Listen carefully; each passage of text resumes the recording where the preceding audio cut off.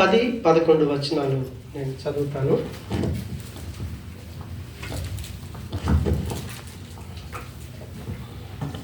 బైబిల్లో 178వ పేజీ.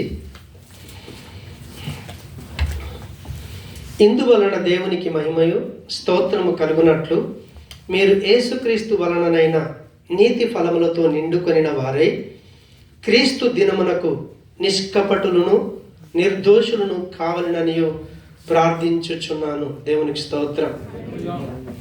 చిన్న ప్రార్థన చేసుకుందాం. ప్రేమగల మా తండ్రి, మీకు వందనాలు. ఈ మాటల్లోని ఆంతర్యాన్ని మేము అర్థం చేసుకోవాలి. పౌలు ఫిలిప్పీ సంఘస్థుల కొరకు ఎలాంటి గొప్ప ప్రార్థన చేస్తున్నాడో, నీ పిల్లలుగా విశ్వాసులుగా మేము కూడా అదే ప్రార్థన చేసి మేము ఆ రీతిగా ఎదగటానికి మీరు మాకు సహాయం చేయమని యేసు నామమున ప్రార్థిస్తున్నాము తండ్రి. ఆమేన్. హల్లెలూయా. పోయిన వారం మనం ధ్యానించాం 9-10 వచనాలు. 10వ వచనంలో మనం ఏం ధ్యానించాము? ఏమైనా జ్ఞాపకం ఉందా మీకు? బైబిల్ చూడొద్దు, పోయిన వారం విన్నాం మనం. జ్ఞాపకం ఉంటే చెప్పండి, లేదంటే బైబిల్ చూడొద్దు. మీకు జ్ఞాపకం ఉన్న విషయం మాత్రం చెప్పండి, ఈ మాటలు నాకు అర్థమైనవి అని. నీతి ఫలము మనమందరం కూడా మన ద్వారా మనకు ఈ ప్రాణమును, ఆత్మను, శరీరాన్ని ఇచ్చినటువంటి ఆ తండ్రి అయిన దేవుడికి మహిమ కలగాలి, ఆయన స్తుతించబడాలి. ఆ రీతిగా ఆయనకు మహిమ రావాలి అంటే, ఆయన స్తుతించబడాలి అంటే, ఇక్కడున్న మనమందరం కూడా యేసుక్రీస్తు ద్వారా మనకు లభించేటటువంటి నీతి, న్యాయం అనే ఫలాల చేత మనము నిండుకొని ఉండాలి.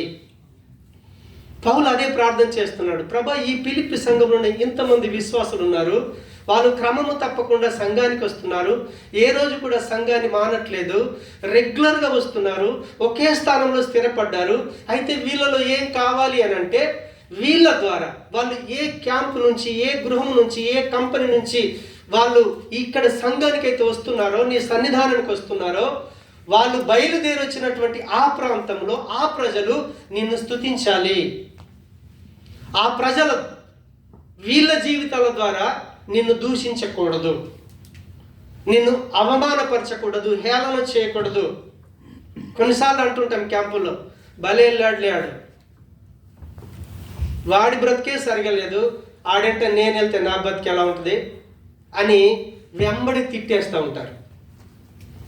దేవుని తిట్టే వాళ్ళు చాలామంది ఉన్నారు. దేవుడు చెడ్డవాడే కాదు, దేవుని పిల్లలుగా మనము చెడ్డవారమై దేవుణ్ణి దూషించే స్థితిలోకి, అవమానపరిచే స్థితిలోకి ఏ రోజు కూడా ఒక సంఘములో ఉన్న విశ్వాసి ఉండకూడదు. అలా ఉండకూడదు అని అనుకుంటే, ప్రతి విశ్వాసిలో ఎలాంటి జీవితం ఉండాలి అంటే, క్రీస్తులో ఏ నీతి ఉందో, క్రీస్తులో ఏ న్యాయం ఉందో, క్రీస్తులో ఏ పరిశుద్ధత ఉందో ఆ ఫలము చేత మనము నింపబడాలి. ఒక వ్యక్తి దేవునితో సహవాసం చేస్తే, ఒక కంపెనీలో ఒక వ్యక్తి ఎప్పుడైతే పని చేస్తే నెల నాటికి మీకు కంపెనీ 1000-2000 సాలరీ అనే ఫలాన్ని ఇస్తుందో, ఒక వ్యక్తి నిజంగా దేవుడితో కనుక సంబంధాన్ని పెట్టుకుంటే, క్రీస్తుతో సంబంధాన్ని పెట్టుకుంటే, ఆ వ్యక్తిలో వచ్చే ఫలం ఏంటో తెలుసా? నీతి, న్యాయం అనే ఫలం వచ్చేస్తుంది ఆ వ్యక్తి జీవితంలో. అందుకే పౌలు ఒక సందర్భాన్ని బట్టి అంటాడు, మీరు రామపత్రిక 6వ అధ్యాయంలోకి వెళ్ళి 20-22 వచనాలు చెప్పే ముందు ఏమంటాడంటే, బాప్తిస్మం అంటే ఏంటో తెలియజేశాడు. బాప్తిస్మం అంటే మనం నీళ్ళలో మునుగుతాం కదా, మనం నీటిలో ముంచబడినప్పుడు దాని అర్థం ఏంటిది అని అంటే, యేసుక్రీస్తుల వారు పాపాల కొరకు చచ్చిపోయాడు, సమాధి చేయబడ్డాడు. ఇప్పుడు మనము కూడా బాప్తిస్మం తీసుకుంటున్నాము అని అంటే పాపముల విషయంలో చచ్చిపోతున్నాము, మరణమైపోతున్నాం. ఎప్పుడైతే పాపముల విషయంలో మరణమైపోతామో, మనకు ఆ మరణంలో ఎప్పుడైతే పాలు దొరుకుతుందో, అది నిన్నేం చేస్తుందంటే, క్రీస్తు పునరుత్థానంలో కూడా నిన్ను పాలిభాగస్తుని చేస్తుంది. పాపం విషయంలో నువ్వు చచ్చిపోకపోతే రేపొద్దున యేసు ప్రభు వచ్చినప్పుడు ఎత్తబడే జీవంలోనికి నువ్వే రోజు ప్రవేశించలేవు. నామకార్థంగా నేను చర్చికి వెళ్తున్నాను, పలానా సంఘ బిడ్డనని చెప్పుకుంటావు తప్ప దేవుడు నిన్ను యాక్సెప్ట్ చేయడు. అంటే నువ్వెక్కడున్నావంటే సంఘానికి వెలుపలున్నావు. మందిరం లోపల ఉండొచ్చు, మనం ఈ గోడల మధ్యన ఉండొచ్చు, కానీ దేవుడికి నీకు సంబంధం లేని జీవితంలో బ్రతుకుతూ ఉన్నావు. అందుకే పౌలు చెప్తాడనమాట. ఏంటి? రామపత్రిక 6వ అధ్యాయం 20వ వచనాన్ని ఒకసారి చదవండి. అంత బాగా ఎక్స్ప్లెయిన్ చేస్తున్నాడు. మీరు పాపమునకు దాసులై ఉన్నప్పుడు నీతి విషయమై నిర్బంధము లేని వారై ఉంటిరి. ఎలాంటి నిర్బంధం లేకుండా ఉన్నారు. అక్కడ మళ్ళీ ఆడికెళ్ళి చదవాలి. మీరు ఏమన్నాడు? నిర్బంధము లేని వారై పాపమునకు దాసులై ఉన్నప్పుడు అంటే సైతాన్ యొక్క అధికారం కింద మనం ఉన్నప్పుడు మనకు ఎలాంటి నిర్బంధం లేదు. నువ్వు ఇది చేయొద్దు, ఇది చేయాలనేది ఏం లేదు. నీ మనసుకు ఏది నచ్చితే అది చేసేయి. అలా చేసాం, అలా మనం చేసాం, మనుషులందరం చేశాం. కాకపోతే ఒక్కొక్కరు ఒక్కొక్క రకమైన తప్పు చేశాం. తాగాలనుకున్నవాడు తాగాడు, అబద్ధం ఆడాలనుకున్నవాడు అబద్ధం ఆడాడు, వ్యభిచారం చేసేవాళ్ళు వ్యభిచారం చేశారు, దొంగతనం చేసేవాళ్ళు దొంగతనం చేశారు. రకరకాల తప్పుడు జీవితాలు మనం జీవించాం. ఎందుకంటే అప్పుడు మనకు తెలియదు ఏంటి ఇది చేయకూడదు, ఇది చేయాలనే సంబంధమైన జీవితం. మనకి ఎలాంటి నిర్బంధం లేదు. హల్లెలూయా. జాబు లేని వాళ్ళు ఇంట్లో ఉంటారు చూడండి. నువ్వు ఏ టైం కన్నా లేవచ్చు, ఏ టైం కన్నా తినొచ్చు, ఏ టైం కన్నా పడుకోవచ్చు. అదే కంపెనీలోకి వెళ్ళావనుకోండి, కొన్ని రూల్స్ ఉంటాయి. 6 గంటలకల్లా నీకు బస్సు వస్తుంది. నువ్వు ఎన్ని గంటలకు లేస్తావో తెలియదు. 6ంటికి బస్సు ఎక్కాలి, 7ంటికి పంచ్ చేయాలి, డ్యూటీ అయిపోతుంది. మళ్ళీ సాయంత్రం 6ంటికి పంచ్ చేయాలి, బస్సు వస్తుంది, కంపెనీ దగ్గర దించేస్తుంది. నీకు ఒక కట్టుబాట్లు వచ్చేస్తాయి, నిబంధన వచ్చేస్తుంది. ఒక వ్యక్తి సైతాను కింద ఉన్నప్పుడు, పాపం లోపల ఉన్నప్పుడు వాళ్ళకి ఎలాంటి నిర్బంధం లేదు. నువ్వు ఏదన్నా చేయొచ్చు, ఏమన్నా చేయొచ్చు. ఎందుకొరకు చేయొచ్చు తెలుసా? ఆ రీతిగా పాపంలో జీవించిన వారందరూ 100% సాతానుతో నరకానికి వెళ్ళేవాళ్ళు. వాడికి ఎవడు చెప్పాల్సిన పని లేదు. అందుకే పౌలు ఎక్స్ప్లెయిన్ చేస్తున్నాడు. మీరు పాపములకు దాసులై ఉన్నప్పుడు మీరు ఏది చేయాలో ఏది చేయకూడదో మీకు ఎలాంటి నిర్బంధం లేదు. కానీ ఇప్పుడు నెక్స్ట్ మాట, అప్పటి క్రియల వలన మీకేమి ఫలము కలిగెను, వాటిని గురించి మీరిప్పుడు సిగ్గుపడుచున్నారా కారా? వాటి అంతము మరణమే. ఈ మాట అర్థమైందా ఎవరికైనా? ఇప్పుడు క్రీస్తుతో సంబంధం లేనప్పుడు, పాపంలో సైతాను కింద ఉన్నప్పుడు మన ఇష్టమున తీరు జీవించాం. కానీ ఎప్పుడైతే క్రీస్తులోకి వస్తామో అప్పుడు మనం ఏం చేస్తామంటే, ఆ రోజు అలా జీవించింది నేనేనా, అలా తాగింది నేనేనా, అలా అమ్మాయితో వెళ్ళింది నేనేనా, అలా అబ్బాయితో వెళ్ళింది నేనేనా, ఎంత నీచమైన పని చేశాను, ఎంత సిగ్గుమాలిన పని చేశానని ప్రభులోకి వచ్చిన ప్రతి వ్యక్తి కూడా గతించిన జీవితం గురించి సిగ్గుపడతాడు. మీరెవరు పడ్డారో లేదో నాకు తెలియదు, కానీ నేనైతే సిగ్గుపడ్డాను. ఒక్కసారి సినిమా చూశాను, అమ్మాయి నచ్చింది, అమ్మాయి కొరకు పదే సినిమాకి వెళ్ళటం ప్రారంభించా. ప్రభులోకి వచ్చిన తర్వాత అర్థమైంది, ఎంత నీచమైన పని చేశానురా నేను.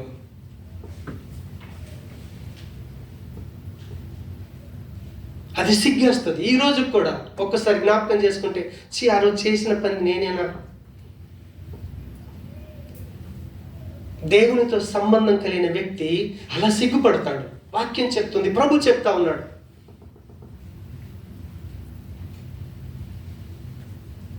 కంటిన్యూ చేయాలి. ఇప్పుడు పాపం నుండి దాని వలన దాని అంతం మరణమే. అయినను ఇప్పుడు పాపము నుంచి విమోచించబడి దేవునికి దాసులైనందున పరిశుద్ధత కలుగుటయే నీకు ఫలము, దాని అంతము నిత్య జీవము.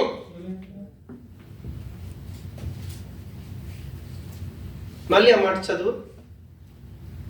అయినను ఇప్పుడు పాపం నుండి విమోచింపబడి దేవునికి దాసులైనందున అక్కడ ఆగిపెట్ట. ఇప్పుడు ఎంతమందికి దేవుని దాసులు అయ్యారో నాకు తెలియదు. మీరు చర్చికి అయితే వస్తున్నారు, అందరం క్రైస్తవమే. మీరు ఎవరిని అడిగితే మీరు ఏం చెప్తారంటే, మీరు చెప్పకంటే ముందే బైబిల్ పట్టుకొని వెళ్తున్నాం అనుకోండి, ఊళ్ళో వాళ్ళు మనకు సర్టిఫికెట్ ఇస్తారు, అని క్రైస్తవులరా అని అంటారు, అవునా? కానీ ఎవడైతే క్రీస్తుకు దాసుడు అవుతాడో, అప్పటిదాకా మనం దేనికి దాసులమైనా? పాపానికి దాసులైనా. పొద్దున్న లేవగానే ఈ చేత్తో సిగరెట్ ముక్క పట్టుకునేవాడిని, సిగరెట్ అయిపోయిందా కాసేపటికి గుట్కా తినేవాడిని, మధ్యాహ్నం అయిపోయిందా ఫ్రెండ్స్ కాల్ చేసి పార్టీ ఏర్పాటు చేసుకొని తాగటానికి వెళ్ళేవాడిని, సాయంకాలం అయిందా మనసు ఎటు ప్రేరేపిస్తే అటు నా చేతులను, నా కాళ్ళను, నా బాడీని పాపానికి అప్పగించాను. ఇప్పుడు మనం క్రీస్తులోకి వచ్చాం కదా, ఆ రోజు సిగరెట్ పట్టుకున్నటువంటి ఇదే చేతు ఈరోజు దేన్ని పట్టుకుంటుంది? బైబిల్ పట్టుకుంటున్నావా లేకపోతే దేన్ని పట్టుకుంటున్నావా? ఈరోజు నీ కళ్ళు దేన్ని ఇష్టపడుతున్నాయి? ఈరోజు నీ చేతులు దేన్ని ఇష్టపడుతున్నాయి? దేవుణ్ణి ఎరగకంటే ముందు నీ ఇష్టానుసారంగా నీ శరీరాన్ని పాపానికి అప్పగించావు. కానీ ఈరోజు నువ్వు క్రీస్తుకు దాసుడు అయితే నీ శరీరంలోని ప్రతి అవయవాన్ని పరిశుద్ధతకు అప్పగించుకోవాలి, నీతి కొరకు అప్పగించుకోవాలి, న్యాయం కొరకు అప్పగించుకోవాలి. దాని అంతం ఏంటో తెలుసా? నిత్య జీవం. ఒకరోజు నువ్వు చచ్చిపోకుండా దేవుడు ఏ రీతిగా నిరంతరం జీవిస్తున్నాడో అలాంటి గొప్ప జీవితాన్ని ఒకరోజు మనం పొందుకోబోతున్నాం. అందుకే పౌలు అంటాడు ఎఫెసీ పత్రిక 5:9 వెలుగు ఫలం ఏమిటి అంటే సమస్త విధములైన మంచితనము, నీతి, సత్యమైన వాటిలో ఉంది. మనం ఏ విషయం తీసుకున్నా మనం మంచి వాళ్ళగానే ఉండాలి. నువ్వే విషయమైనా తీసుకో, మాట మాట్లాడావా మంచి మాట మాట్లాడు, 10 రూపాయలు ఖర్చు పెట్టావా మంచి కొరకు ఖర్చు చేయి. నా డబ్బు నా ఇష్టం, నా జీవితం నా ఇష్టం, నా సమయం నా ఇష్టం అనటానికి లేదు. అందుకే దాన్ని ఏమంటారంటే సమస్త విధములైన నువ్వు దేన్నైనా తీసుకో, ఏ విషయమైనా తీసుకో, దాంట్లో నువ్వు మంచివాడుగానే కనిపించాలి. నీలో అబద్ధం ఉండకూడదు, నీలో సత్యం ఉండాలి. ఆ రీతిగా ఎప్పుడైతే మనం జీవించగలుగుతామో, నువ్వు ఎక్కడున్నా సరే, నువ్వున్న నీ క్యాంపులో, నువ్వున్న నీ రూమ్లో, నువ్వున్న నీ ఇంట్లో, నువ్వున్న నీ కంపెనీలో నీ దేవుడు మహిమపరచబడతాడు, నీ దేవుడు స్తుతించబడతాడు.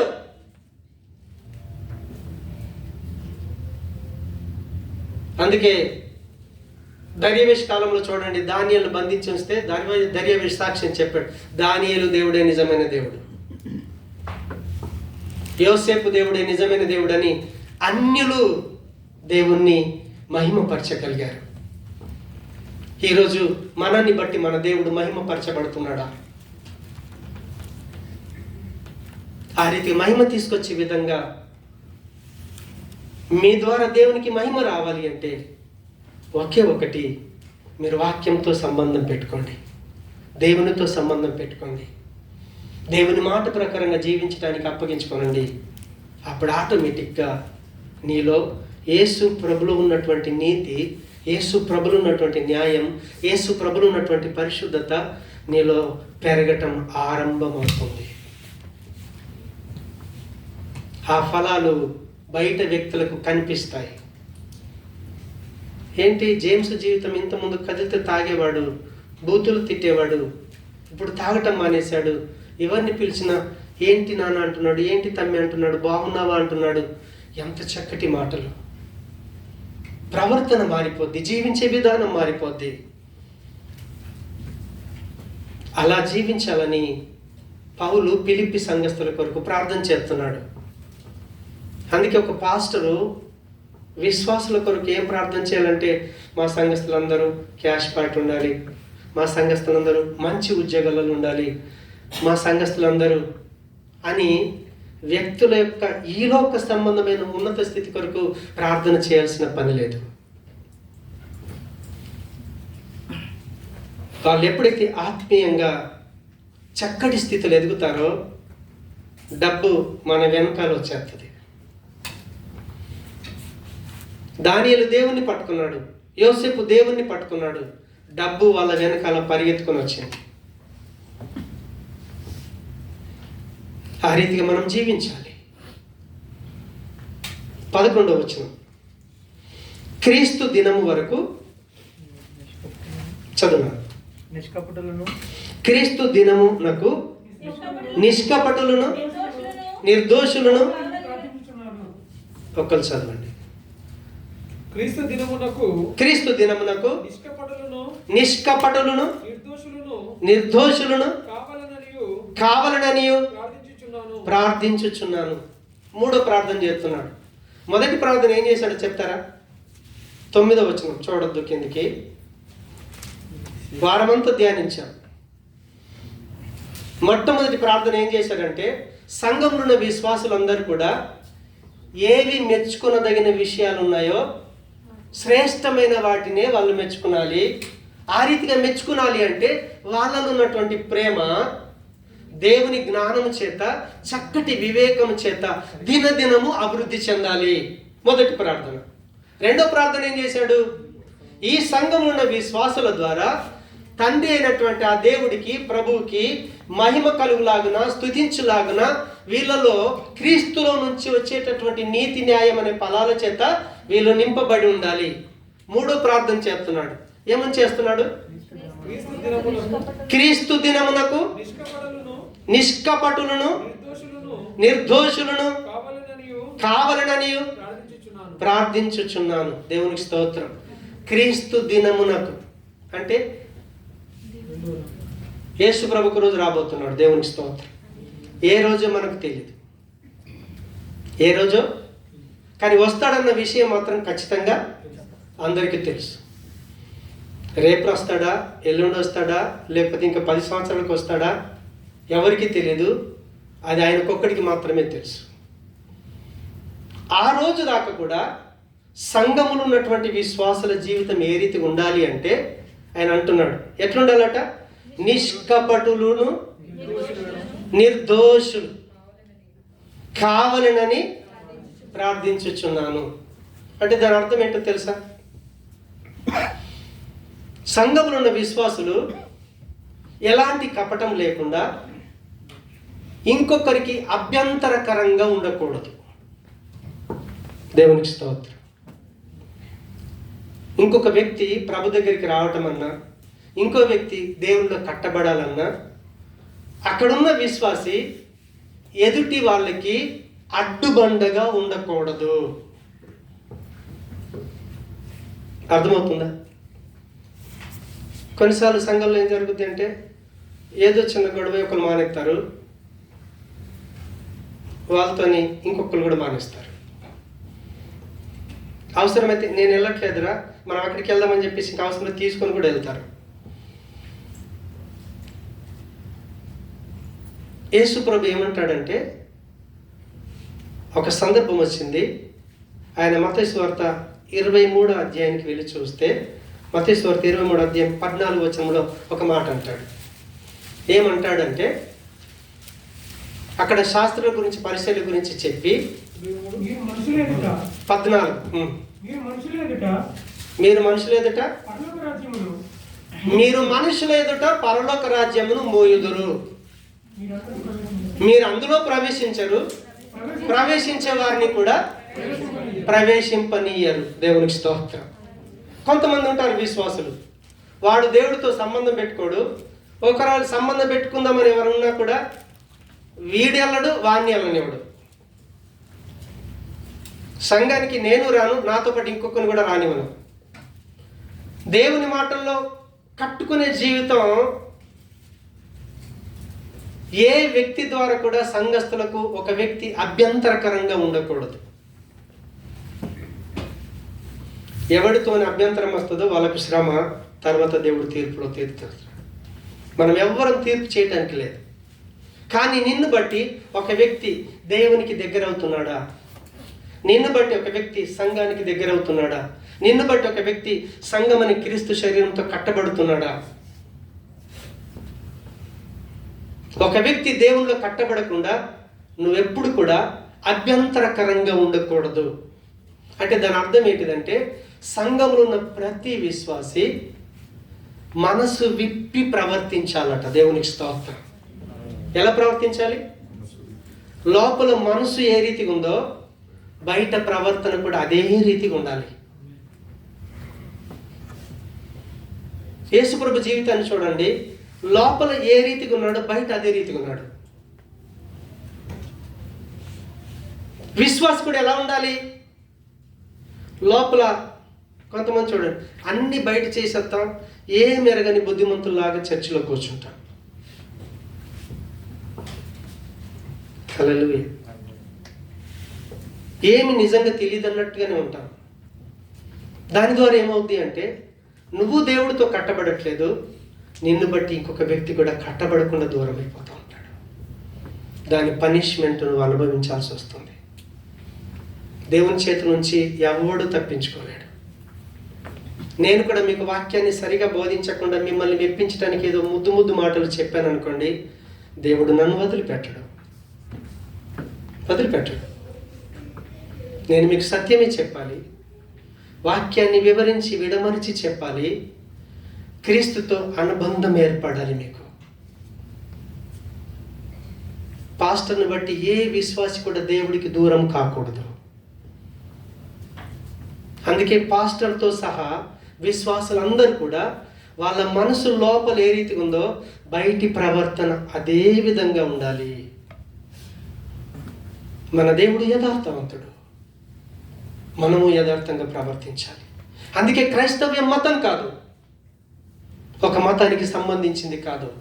దేవుడు ఒక మతానికి సంబంధించిన వాడు కానే కాదు. దేవుడు జీవితానికి సంబంధించిన వాడు. దేవుడు మానవులకు జీవమునిచ్చినటువంటి వాడు. జీవాధిపతి అయినటువంటి దేవుడు ఆయన. నీ మతంతో, నీ కులంతో, నీ ప్రాంతంతో, నీ డబ్బుతో, నీ ఉద్యోగంతో ఆయనకి ఎలాంటి పని లేదు. ఒక సంఘంలో ఒక విశ్వాసి దేవునితో కట్టబడుతున్నప్పుడు మన ప్రవర్తన యథార్థంగా ఉండాలి. బయటికి మంచులలాగా మనం ఎప్పుడు నాటకాలు చేయకూడదు. అందుకే వేశ్యనైనా దేవుడు క్షమిస్తాడేమో, కానీ వేషధారిని మాత్రం దేవుడు క్షమించడు. ఆ రీతిగా ఒక సంఘంలో ఉన్నటువంటి విశ్వాసి ఏవి శ్రేష్టమైనయో వాటినే మెచ్చుకునేటట్టుగా ఆ వ్యక్తిలో ఉన్నటువంటి ప్రేమ దేవుని జ్ఞానం చేత నింపబడి దినదినము అభివృద్ధి చెందుతాడో ఆ వ్యక్తి ద్వారా ఏం జరుగుద్ది అంటే, నువ్వు ఆరాధిస్తున్న నీ దేవుడికి నువ్వు నివాసం చేస్తున్నటువంటి క్యాంపులో కానీ, స్థలములో కానీ, ఇంట్లో కానీ నీ దేవుడికి ఏ రోజు కూడా అవమానం రాదు. నీ దేవుడికి మహిమ వస్తుంది, నీ దేవుడు స్తుతించబడతాడు. కారణం ఏంటిదంటే, నీలో క్రీస్తులోని ఆ ఫలాల చేత నువ్వు నింపబడుతూ ఉండాలి. అలా నింపబడుతున్నప్పుడు ఆ వ్యక్తి ఏ విధంగా ఉంటాడంటే, ఏ వ్యక్తికి కూడా తాను అడ్డుబండగా నిలబడలేడు. అప్పుడేం జరుగుద్ది అంటే, ఒక విశ్వాసి ఒకే దగ్గర నిలబడతాడు. శరీరంలోని అవయవాలన్నీ ఒకే దగ్గర ఏది జరిగినా సరే, శరీరంలోని అవయవాలు ఏది జరిగినా సరే ఈ శరీరం నుంచి దూరం పోకుండా ఎలా కలిసి ఒకదానికొకటి జీవించగలుగుతాయో, ఒక సంఘంలో ఉన్నటువంటి విశ్వాసులు కూడా ఏది జరిగినా వాళ్ళలో తప్పు జరిగింది అనుకోండి, సరి చేసుకుంటారు. దేవునికి స్తోత్రం. ఏం చేసుకుంటారు? సరి చేసుకుంటారు. ఎందుకంటే మన ప్రేమలో క్రీస్తు ప్రేమ ఉంది. చంపేస్తున్నారు, ఒళ్ళంతా కొరడలతో కొట్టి రక్తమంతా మాంసం ముద్దలుగా పడిపోతుంది. అక్కడున్న స్త్రీలతో అంటున్నాడు, మీరు ఏడవకండి, మీ కొరకు మీ పిల్లల కొరకు ఏడవండి. ఏ తప్పిదం చేయనటువంటి నాకే ఇంత భయంకరమైన శిక్ష వేస్తే తప్పులో పాపంలో జీవిస్తున్నటువంటి మీకు భవిష్యత్తు ఎలా ఉంటుందో ఒకసారి మీరు ఏడవండి. మీరు ఎట్టి పరిస్థితులలో మీ పాపానికి రావాల్సిన శిక్ష నుంచి మీరు తప్పించుకోలేరు. ఈ మాటలు చెప్పి తండ్రితో అంటున్నాడు, తండ్రి నిజంగా వాళ్ళు ఏం చేస్తున్నారో వాళ్ళకి తెలియదు, వాళ్ళు నన్ను చంపేస్తున్నారు, అయినా వాళ్ళు తెలియకుండా చేస్తున్నారు, వాళ్ళను క్షమించమని ప్రార్థన చేస్తా ఉన్నాడు యేసుప్రభు.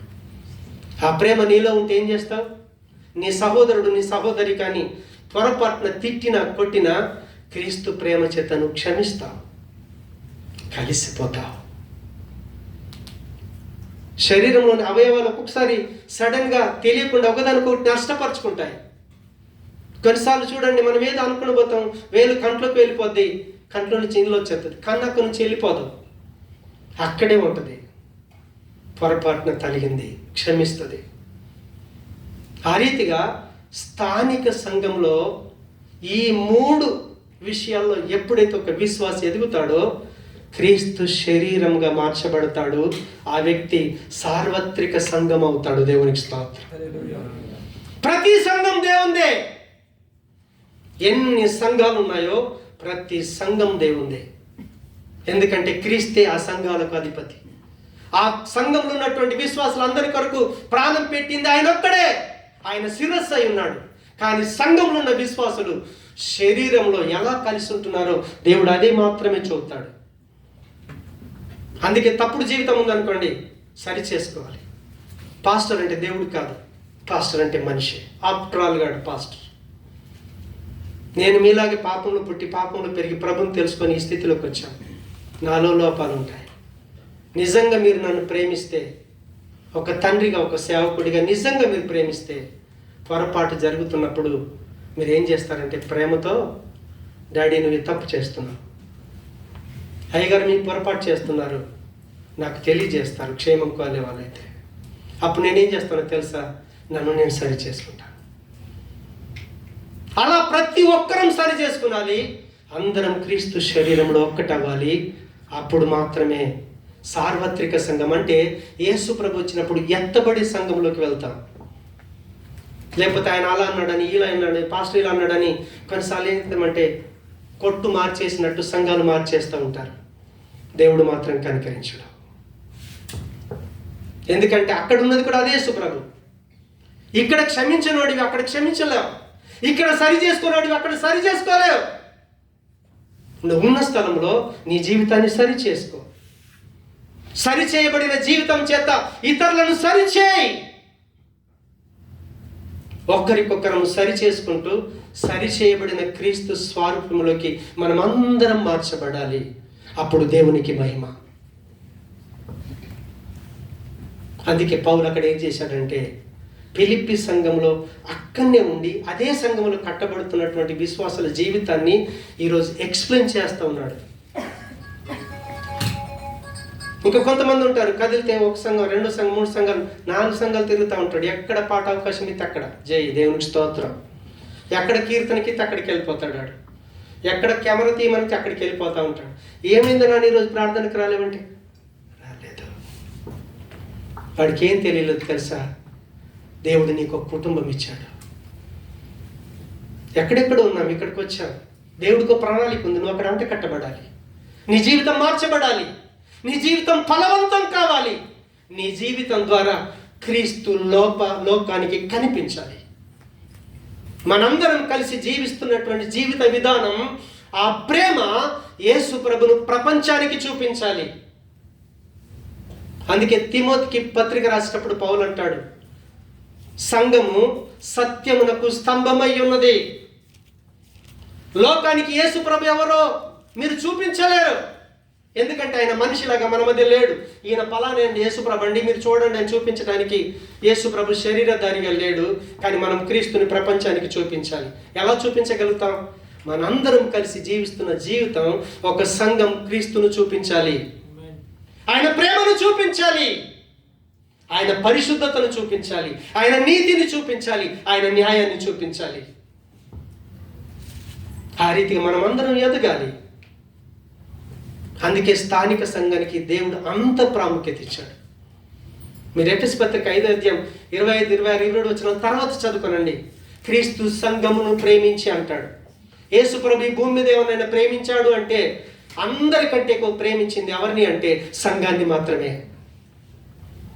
క్రీస్తు రక్తంలో కడగబడి ఎక్కడెక్కడ స్థానికంగా సంఘంగా కట్టబడుతున్నారో ఆ విశ్వాసులందరినీ ప్రేమిస్తున్నాడు. కారణం ఏంటో తెలుసా? వాళ్ళందరినీ ఒకరోజు తన ఎదుట నిలవబెట్టుకునవలనని వాక్యం అనే ఉదక స్నానం చేత మనని పవిత్రపరుస్తున్నాడు. కారణం ఏంటో తెలుసా? మనలో ఎలాంటి నిష్కలంకం ఉండకూడదు, కలంకం ఉండకూడదు. నీ యేసయ్యలో కలంకం లేదు. నీ యేసయ్య నిష్కలంకుడు, నిర్దోషి, పవిత్రుడు. పవిత్రుడైన దేవుని ముందు ఒకరోజు మనం అందరం నిలబడాలి. అలా నిలబడాలి అంటే నువ్వున్న నీ స్థానిక సంఘంలో నీ జీవితం ఏ విధంగా ఉంది? ఒకరిని ప్రేమించగలుగుతున్నావా? క్షమించగలుగుతున్నావా? నీ జీవితాన్ని సరి చేసుకోగలుగుతున్నావా? సరిలేని నీ సహోదరుల జీవితాన్ని నువ్వు సరి చేయగలుగుతున్నావా?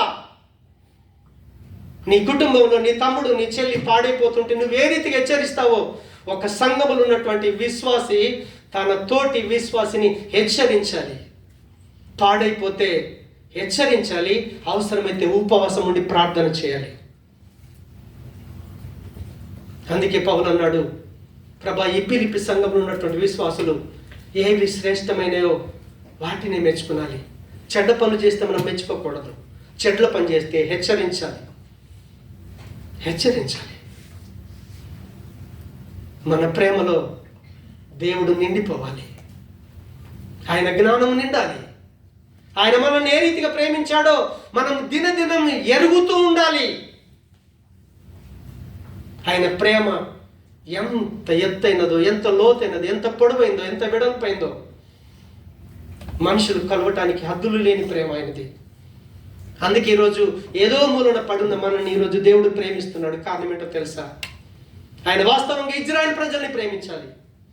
ఆయన ఏ జాతిలో పుట్టాడో ఆ జాతి ప్రజల్ని ప్రేమించాలి. కానీ దేవునికి దూరం అయిపోయి పాపమే జీవితమని, లోకమే జీవితమని జీవిస్తున్న మనల్ని ప్రేమించటానికి ఆయన ప్రేమ ఎంతగా తగ్గించుకొని వచ్చాడో చూడండి. ఒక్క మాట అంటే తగ్గించుకోలేవా? తిరగబడి జవాబు చెప్తావా?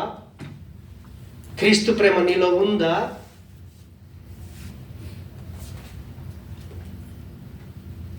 ఏ విశ్వాసి కూడా తోటి విశ్వాసిని చులకనగా చూడకూడదు. ఒకరినొకరు గౌరవించుకోవాలి, ఒకరినొకరు ప్రేమించుకోవాలి.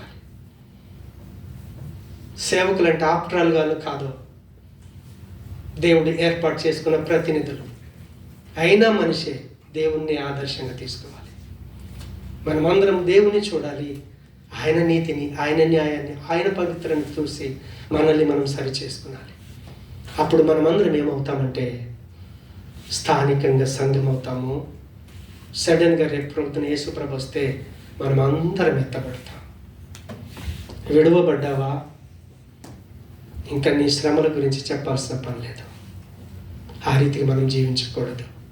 ప్రభు మనల్ని ప్రేమిస్తున్నాడు కాబట్టి మనం ఎలాంటి ప్రార్థన చేయాలో, ఒక సేవకుడు ఎలాంటి ప్రార్థన చేయాలో, ఒక విశ్వాసి ఎలాంటి ప్రార్థన జీవితాన్ని కోరుకోవాలో దేవుడి దగ్గర నేర్పిస్తూ ఉన్నాడు పరిశుద్ధాత్మ దేవుడు.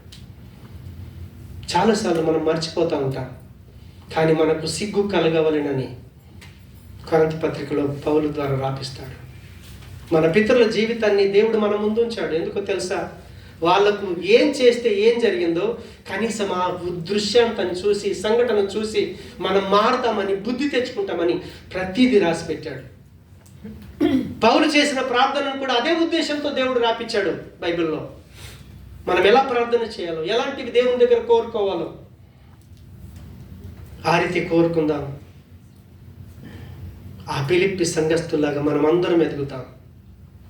పౌలు చేసినట్టుగా అందరం ప్రార్థన చేద్దాం. ఈ 3 విషయాల్లో మనం ఎదగగలిగిన రోజు దేవుడి నుంచి, స్థానికంగా సంఘం నుంచి మనల్ని ఎవ్వడు కూడా ఎడబాపనేరడు. అలాంటి జీవితాన్ని దేవుడు మనకు దయచేయనుగాక. ప్రార్థన చేసుకుందాం. ప్రేమగల మా తండ్రి, కృపా కనికరం గల మా దేవా, మీకు వందనాలు. నువ్వు నమ్మదగిన దేవుడు స్వామి.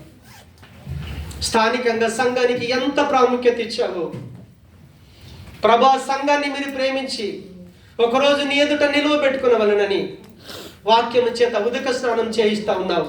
కారణం ఏంటంటే నీలో కలంకం లేదు, నువ్వు నిర్దోషివి, పవిత్రుడవు నాయన. మా జీవితాలు కూడా అదే విధంగా ఉండాలని నీ వాక్యం చేత మమ్మల్ని దర్శిస్తున్నందుకు నీకు వందనం దేవా. మా జీవితాలు ఏవి మాన్యమైనవో, ఏవి శ్రేష్టమైనవో వాటినే మేము మెచ్చుకునే విధంగా మాలో ఉన్నటువంటి ప్రేమ నీ జ్ఞానం చేత నింపబడి వివేచన కలిగి దినదినము మేము అభివృద్ధి చెందాలి స్వామి. మా ద్వారా నువ్వు స్తుతించబడాలి, నీకు మహిమ రావాలి. అందుకొరకై యేసయ్య నీలో ఉన్నటువంటి నీతి న్యాయాల ఫలాల చేత మమ్మల్ని నింపండి స్వామి, నింపండి. నీ రాకడ వరకు మా జీవితాలు ఎవరికి అభ్యంతరకరంగా ఉండకూడదు నాయన.